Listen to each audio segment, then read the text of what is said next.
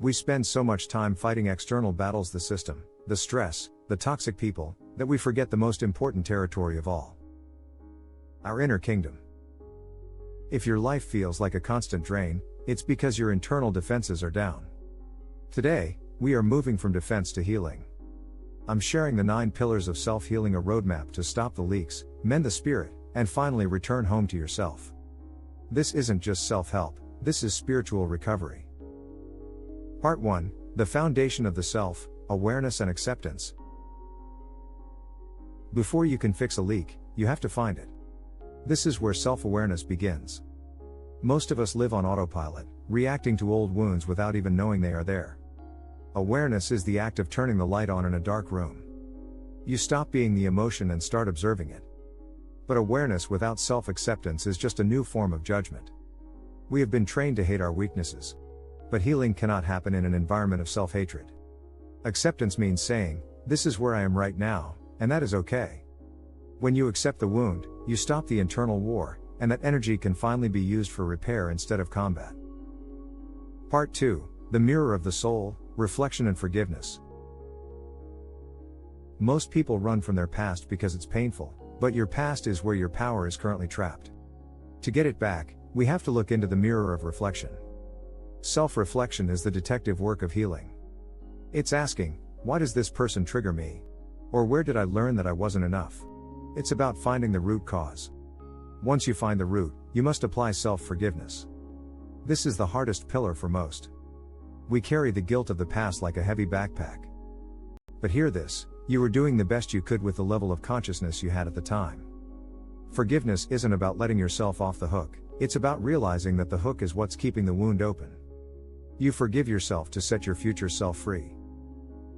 Part 3, the voice of power, expression and compassion. Healing requires movement. Stagnant energy is what creates disease. This is where self-expression comes in. Whether it's through writing, speaking your truth, or simply acknowledging your feelings out loud, you must give your inner self a voice. When you stop suppressing your truth, the pressure cooker of your mind finally begins to cool down. While you find your voice, you must use the tone of self-compassion. Imagine talking to a wounded child. You wouldn't yell at them for being hurt, you would offer them kindness. Compassion is the medicine that makes the other pillars work. It's the realization that you deserve your own love just as much as anyone else does. We have covered the foundations of healing, but the next 3 pillars are what transform your life from surviving to thriving. If these steps are helping you find your center again, take a moment to hit the subscribe button. By joining this community, you are declaring that your healing is your priority. Let's finish the journey. Part 4, the final ascent, transformation, esteem and love. As we move toward the final pillars, we enter the stage of self-transformation. This is where the old you begins to fall away. Transformation is the result of consistently applying the previous pillars. You start making different choices, setting better boundaries, and vibrating at a higher frequency. You are no longer fixing the old self, you are building a new one. This leads to a natural rise in self-esteem. True esteem isn't about being better than others, it's the quiet confidence that comes from knowing you can trust yourself. It's the feeling of being at home in your own skin. You realize that your value isn't based on what you do, but on who you are. Finally, we reach the anchor, self-love. This is the ultimate goal.